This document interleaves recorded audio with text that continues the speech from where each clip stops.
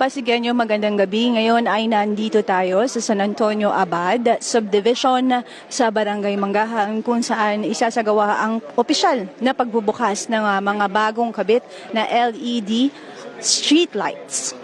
Dumating na si Mayor Vico Soto at kanina ay nauna nang dumating ang congressman na si Roman Romulo at gayon din si Vice Mayor Dodo Jaworski Jr. na sinalubong ng mga homeowners association officers at ng barangay officials na pinangunahan ni Kapitan Baroque Alvarez.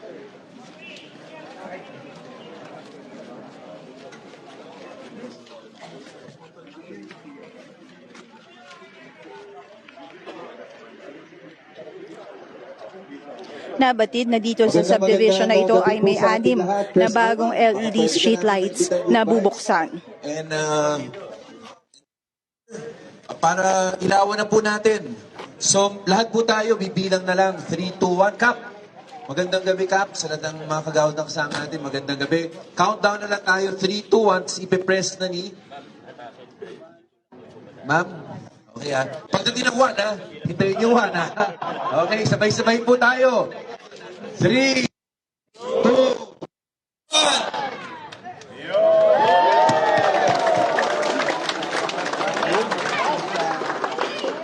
At opisyal na nga binuksan ng 6 na LED streetlights, bagong kabit at bagong lagay ng mga ilaw dito sa lungsod ng Pasig, specifically sa San Antonio Abad Subdivision sa Barangay Manggahan.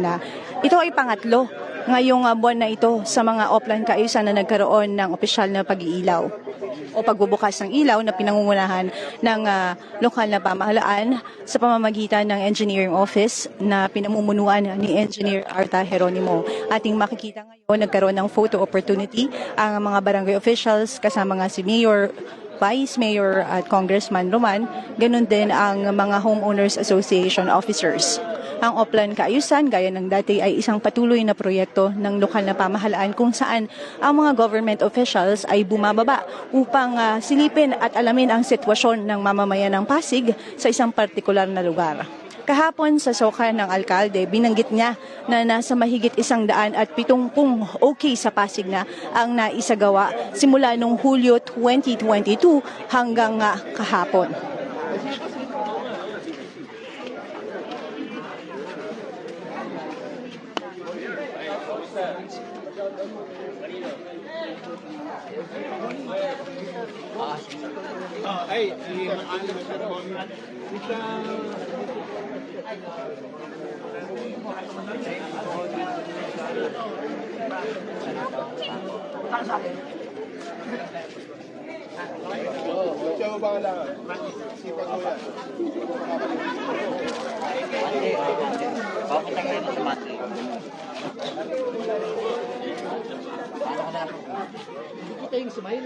Ulitin lamang natin, ito ay ang Oplan Kaayusan sa lungsod ng Pasig. Kaninang umaga isinagawa naman ang pag-aayos at sa Barangay Santo Tomas at ngayong gabi naman ay ang official LED switching na pinangunahan ni Mayor Vico kasama si Vice Mayor Dodot at si Congressman Roman at malugod na pinasalamatan ito ng mga HOA officials at ng mga residente ng nasabing lugar.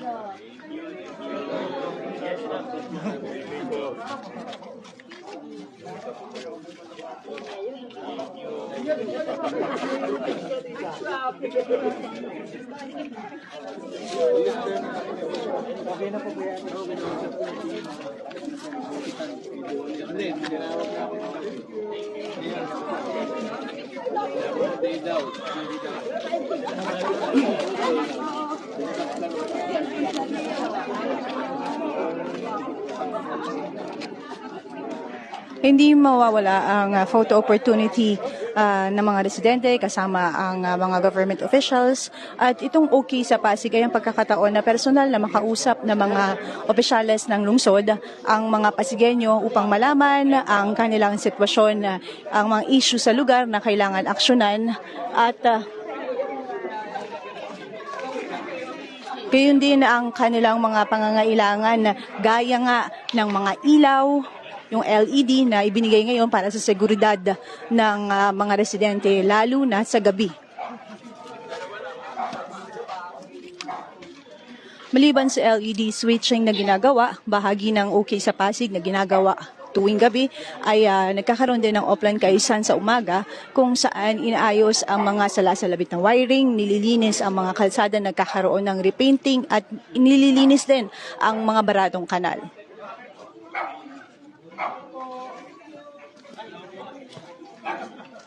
Matapos na opisyal na buksan na ang mga LED lights ay umiikot naman ngayon si Mayor Vico upang kamustahin ang mga residente na kanina pa na pinaabangan ang pagdating ng mga local government officials.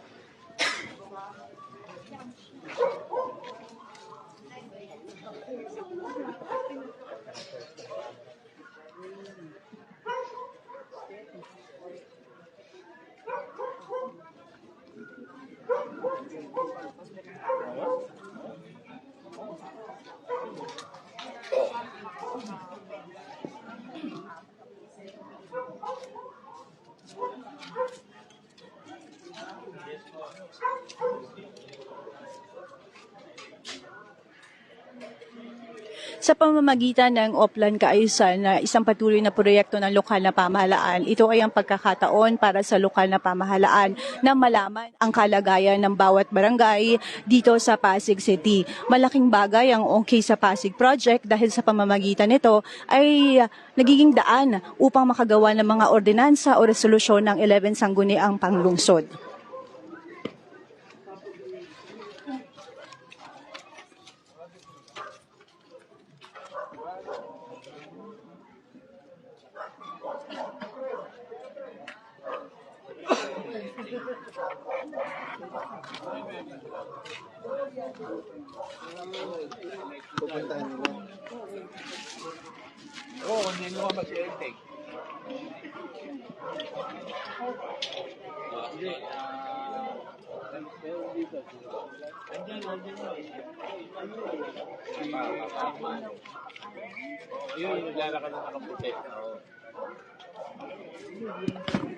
Gaya ng ginagawa ni Mayor Vico na umiikot at nakikipagkamustahan sa mga residente, ganun din naman si Vice Mayor Dodo Jaworski na ngayon ay kinakamusta ang ilan sa mga residente dito.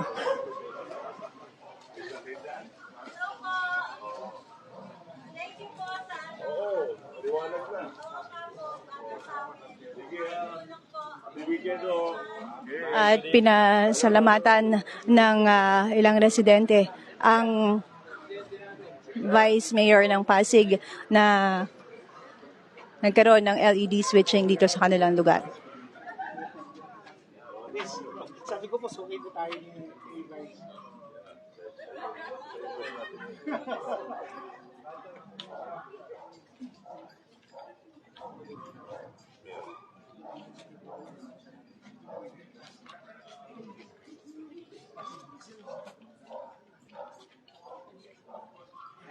Kasalukuyang kasama ng Vice Alcalde ang HOA President dito sa San Antonio Abad Subdivision sa Barangay Maybunga. Nagbibigay ng update ang presidente ng asosasyon o ng mga officers dito sa nabanggit na subdivision at ipinaalam yung kanilang lagay dito sa lugar.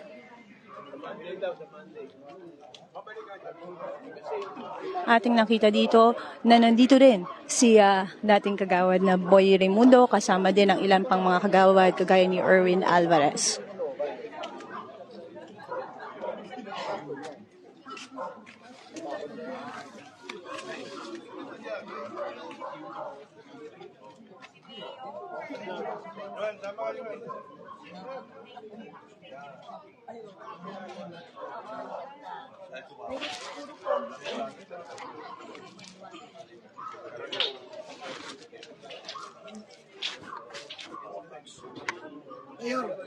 Mayor, gusto mo mag-picture ni nanay siya?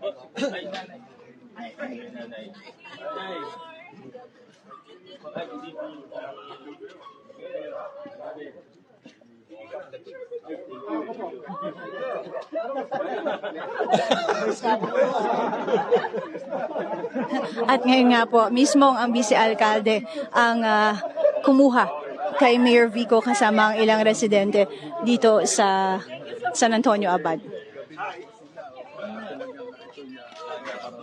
Salamat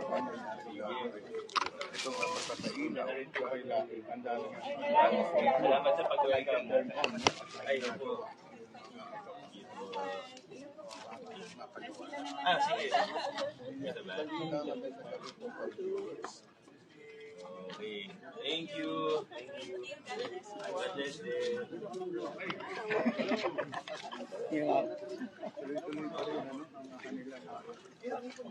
Ulitin lamang natin, ang nanggaganap ngayon ay ang official na pagbubukas ng mga bagong LED lights dito sa San Antonio Abad Subdivision, kung saan dumating si Mayor Vico Soto, Vice Mayor Dodo Jaworski Jr. at si Congressman Roman Romulo.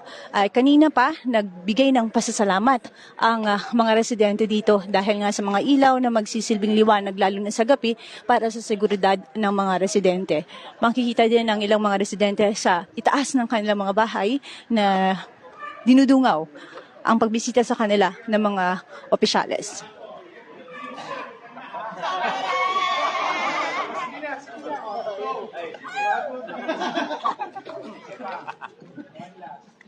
Ayan, natapat na. Masarap ang tulog ko mamaya. Thank you.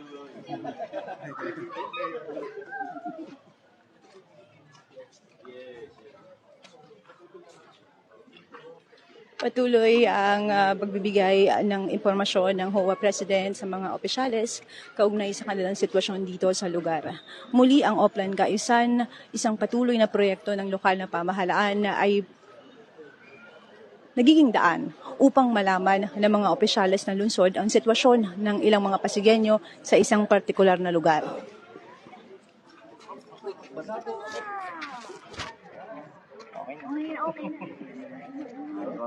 Maraming baso.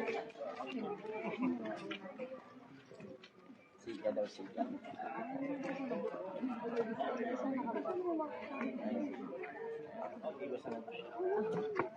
Ang dami nag-ano.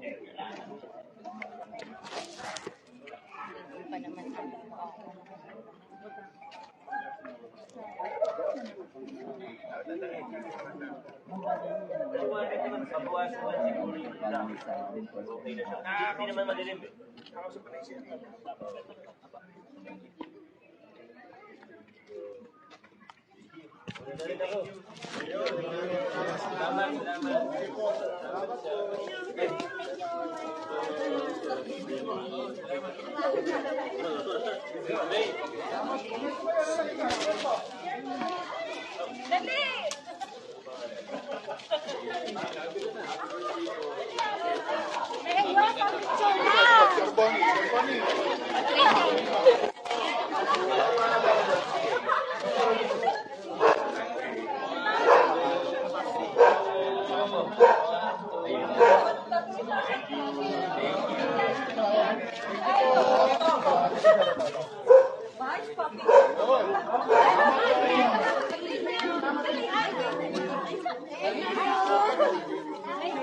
Bye, Mayor!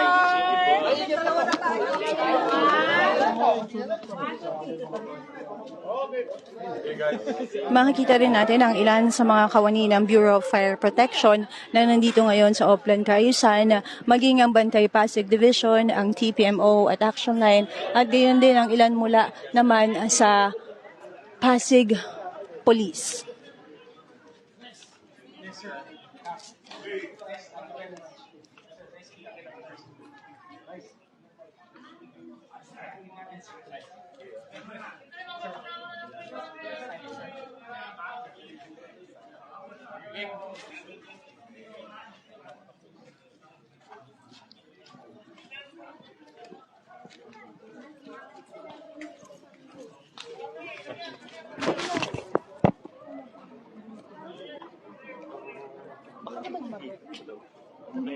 Kasi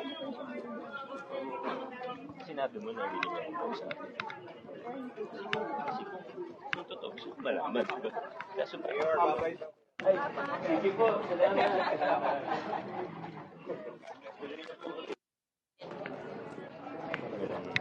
Anyway, kung mayroon, let me know. Thank you.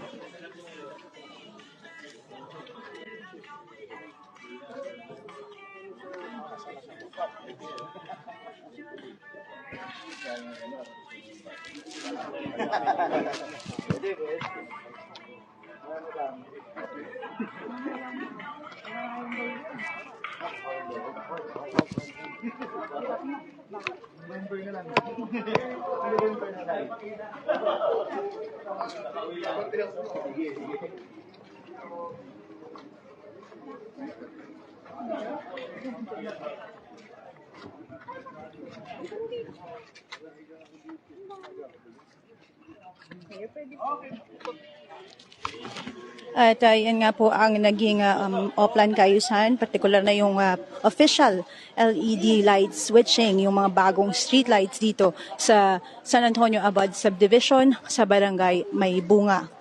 Patuloy pa rin na lumalapit ang mga residente para makapagpa-picture sa mga local officials na bumisita at kinumusta sila dito.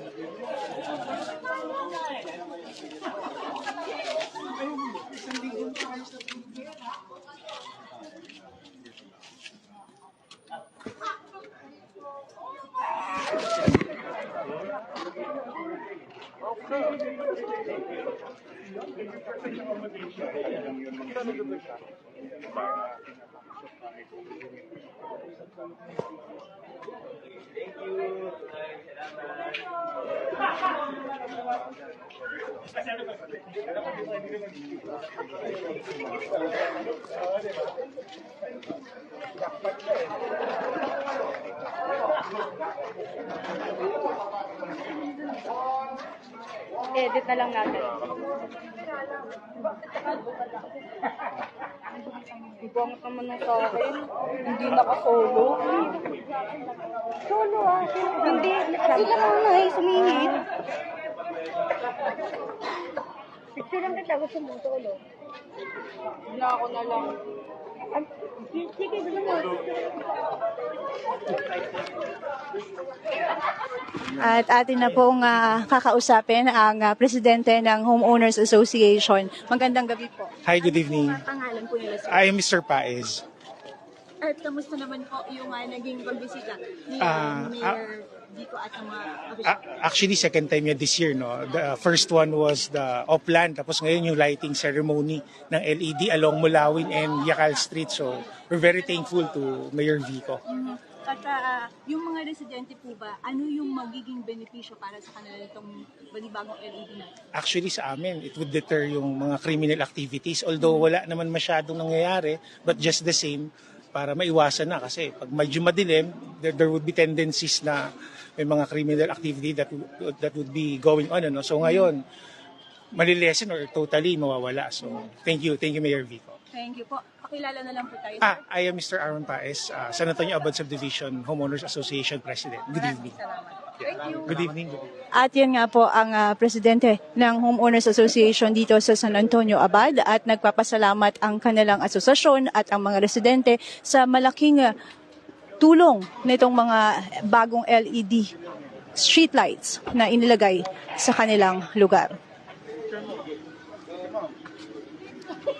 At yan na muna ang ating ihatid na balita sa mga oras na ito. Yan ang naging offline kaayusan ngayong gabi dito sa Barangay May Bunga. Ito muna ating latest dito sa iNews Pasig. Ako si Luan Peñano.